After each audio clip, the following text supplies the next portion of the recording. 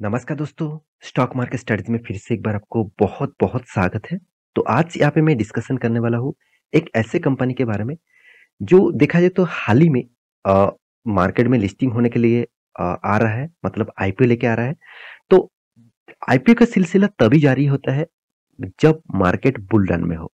Obviously आप सभी जानते हैं मार्केट लाइफ टाइम हाई के आसपास है, लाइफ टाइम भी हाई भी ब्रेक कर चुके थे। अभी छोटा-मोटा करेक्शन देखने को मिला, तो इस टाइम में ही सबसे ज़्यादा आईपीओस मार्केट में देखने को मिलेगा। तो पिछले दिनों में भी एक आईपीएस के बारे में आपके सामने डिस्कस किया हूँ, तो आज भी एक आईपीएस के बारे में डिस्कस करूँगा।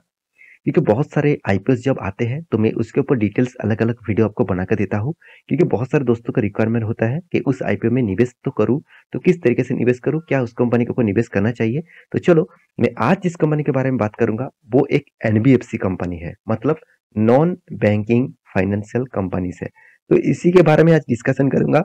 तो वीडियो को पूरा देखना और अभी तक आपने इस चैनल को सब्सक्राइब नहीं किया तो जरूर कर लेना, क्योंकि आपको daily basis stock market information update इसी तरीके से इसी चैनल के माध्यम से आपको मिलता रहेंगे। तो सबसे पहले मैं कंपनीज के डिटेल्स आपको बता देता हूँ। तो डिटेल्स बताने से पहले मैं रिक्वेस्ट करूंगा, चैनल को सब्सक्राइब जरूर करके रखिएगा और टेलीग्राम को भी ज्वाइन कर लीजिएगा। देखिए, आईपी का मतलब होते हैं अभी मतलब इनिशियल पब्लिक ऑफरिंग। तो पब्लिक को ऑफर दिया जाता है कि मेरे कंपनी का शेयर में बेचना चाहता हूँ, तो आप इस प्राइस में खरीदना चाहते हैं तो खरीद सकते हैं। तो इस तरीके से ऑफर उसको दिया जाता है। क्या इस ऑफर के बेसिस में कंपनी के ऊपर निवेश तो करना चाहिए। तो किस तरीके से कंपनी है ये, इसी के बारे में डिस्कस करूंगा। चलो एक एक करके पूरा पॉइंट्स आपके साथ शेयर करता हूँ। तो सबसे पहले कंपनी के डिटेल्स के बारे में बात करूँ। देखिए, कंपनी का नाम क्या है? कंपनी का नाम है अवांस होल्डिंग लिमिटेड। तो अवांस होल्डिंग लिमिटेड जो है, वो देखा जाए तो बहुत सारे कंट्रीज के ऊपर बिजनेस करते हैं। जैसे आप देखेंगे तो यूके मतलब लंदन में भी है इसका फाइनेंस का बिजनेस। तो साथ ही साथ आप देखेंगे तो कंपनी दुबई में भी है इसका फाइनेंस का बिजनेस। इंडिया में दो जगह पे है, अहमदाबाद में है, साथ ही साथ मुंबई में भी है। आप देख सकते हैं दोनों जगह पे आपको देखने को मिलेगा। साथ ही साथ आप देखेंगे तो और भी एक जगह है, जैसे जो मारुति से इसी तरीके से जगह पे है। साथ ही साथ आप देखेंगे सिंगापुर में भी इसका ऑफिसेस है, बिजनेस है। साथ ही साथ और भी आप देखेंगे तो कंपनी का और एक बिजनेस है, जैसे हांगकांग चाइना में भी है। साथ ही साथ आप देखेंगे तो कंपनी का यहाँ पे सिंघाई, वो भी चाइना में भी इसका बिजनेस है। तो कंपनी कुछ कंट्रीज के ऊपर खुद का बिजनेस को फैला के रखा है।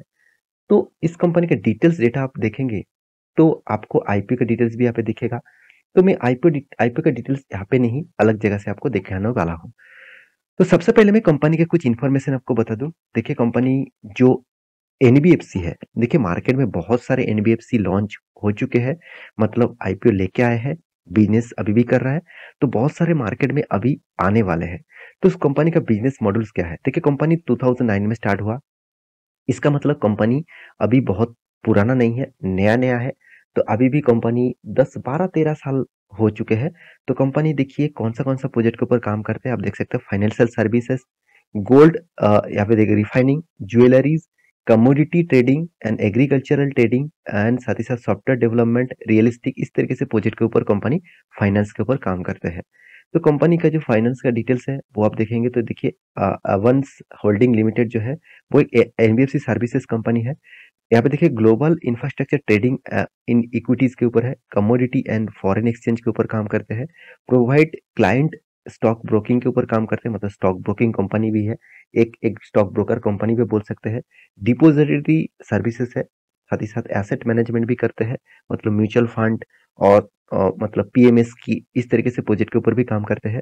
इन्वेस्टमेंट एडवाइजरी के ऊपर हिसाब से काम करते हैं। तो जितने सारे लोग आपको टिप्स देते हैं कॉल के लिए, कॉल प्रोवाइडिंग करते हैं, उसी तरीके से एडवाइजरी के हिसाब से भी काम करते हैं।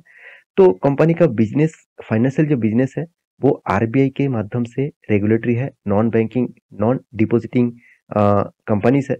तो कंपनी का एजेंसी बिजनेस जो है वो कहाँ पे लिस्टिंग होने जा रहा है?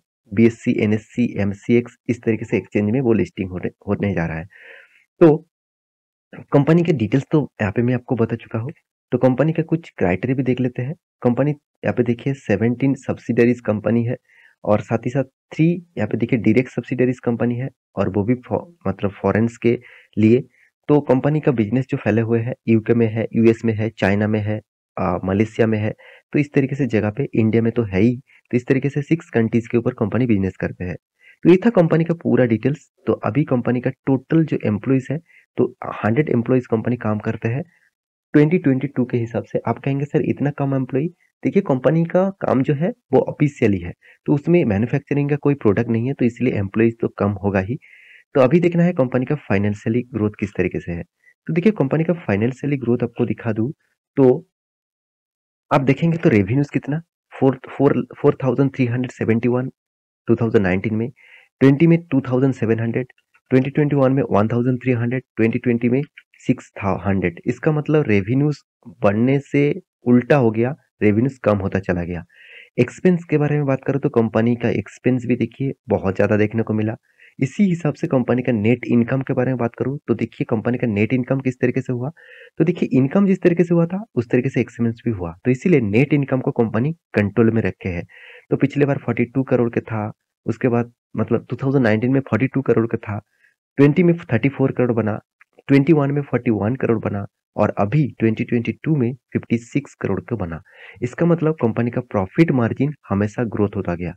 मतलब एक पॉइंट से देखा जाए तो कंपनी में स्टार्टिंग अच्छा नहीं किया मगर एंडिंग बहुत शानदार किया। इसका मतलब कंपनी का रेवेन्यूज तो उतना ग्रोथ नहीं हुआ, मगर कंपनी का प्रॉफिट मार्जिन हमेशा ग्रोथ देखने को मिला। तो कंपनीज के बाकी डिटेल्स के बारे में बात करूं, जैसे ईपीएस अर्निंग पर शेयर भी ग्रोथ होगा क्योंकि इनकम ग्रोथ हुआ है, इन नेब वैल्यू भी ग्रोथ हुआ, साथ ही साथ डेप जो है वो एकदम ना के बराबर है। तो पहले तो 5.54% का डेप था, उसको मतलब मिटाकर अभी कंपनी 0.12% का डेप बना चुके हैं। तो कंपनीज के आईपीएस की डिटेल्स के बारे में कुछ बात कर लेता हूँ। जो आईपीएस का टोटल मार्क तो आईपीओ आने वाला है 350 करोड़ के आसपास, उसमें फ्रेश इशू रहेगा 102 करोड़ के आसपास, ऑफर्स फर्स्ट सेल रहेगा 250 करोड़ के आसपास। इसका मतलब 250 करोड़ के आसपास कंपनी के प्रोमोटर के जेब में जाएगा। फ्रेश इशू रहेगा 102 करोड़, 102 करोड़ बिजनेस में लगाया जाएगा। तो कंपनी के आईपीओ का लिस्टिंग गेन फेस वैल्यू ₹2 के हिसाब से देखने को मिला। 250 से 270 के आसपास कंपनी का प्राइस बैंड रखा गया है। 55 शेयर आपको खरीदना होगा एक लॉट में। तो कंपनी एनएससी बीएससी दोनों में लिस्टिंग देखने को मिलेगा। तो कंपनी का आईपीओ का ओपन डेट रहेगा 12 दिसंबर, क्लोजिंग डेट 15 दिसंबर, अलॉटमेंट डेट 20 दिसंबर। अलॉटमेंट ना मिला तो 21 दिसंबर में आपको फंड रिफंड किया जाएगा। आपका डीमेट अकाउंट में क्रेडिट किया जाएगा 22 दिसंबर में। 23 दिसंबर में आपका लिस्टिंग देखने को मिलेगा। तो इस आईपीओ का पूरा डिटेल्स आपको एक लॉट खरीदने के लिए 15,000 रुपया इन्वेस्टमेंट करना पड़ेगा। एक लॉट में आपको 55 शेयर खरीदना पड़ेगा। अब उससे भी ज्यादा 13 लॉट खरीद सकते हैं, अलग अलग मतलब आपका पैन कार्ड के हिसाब से। तो एक आईपीओ को खरीदने के लिए एक ही पैन कार्ड आप अप्लाई कर सकते हैं, ज्यादा अप्लाई करेंगे तो आपको कुछ नहीं मिलेगा। एक ही आईपीओ में मतलब एक बार में, सॉरी एक ही पैन कार्ड में एक बार ही मिलेगा। तो अभी जो मेन पॉइंट्स है, बहुत सारे लोगों का क्वेश्चन होता है सर क्या इस आईपीओ में निवेश किया जाए। देखिए इस तरीके से जो मतलब फंड मैनेजमेंट कंपनी है, एसेट मैनेजमेंट कंपनी है, तो मुझे इस तरीके से कंपनी बहुत ज्यादा देखने को मिला। और मार्केट में इस तरीके से कंपनी का लिस्टिंग गेन किस तरीके से होगा, थोड़ा सा रिक्सी जरूर है। तो मैं इस तरीके से कंपनी से दूरी रहने के लिए कहूंगा, मेरे खुद के ओपिनियन के हिसाब से। आपको अगर अच्छा लगा तो आपके रिसर्च के हिसाब से जरूर निवेश करना। तो ये था कंपनी का पूरा डिटेल्स। तो मेरे वीडियो कैसा लगा जरूर कमेंट करना। इसी तरीके से वीडियो पाने के लिए चैनल को सब्सक्राइब भी करना। मिलते हैं नेक्स्ट नया स्टॉक लेके, तब तक के लिए अच्छे से रहिए, अपने ख्याल रखिए, बाय बाय।